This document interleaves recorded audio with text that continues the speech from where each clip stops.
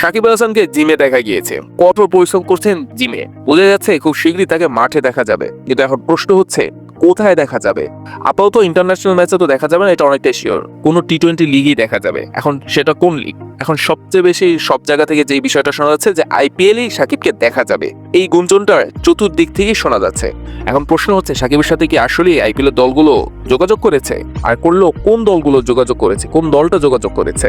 এখন সবচেয়ে বেশি যেই 2-3টা টিমের কথা আসছে আইপিএল এর দলগুলোর মধ্যে থেকে, সেটা হচ্ছে রাজস্থান রয়্যালস, সানরাইজার্স হায়দ্রাবাদ এবং মুম্বাই ইন্ডিয়ান্স। এই 3টা দলের মধ্যে যে কোনো একটা দলে সাকিবকে দেখা যেতে পারে।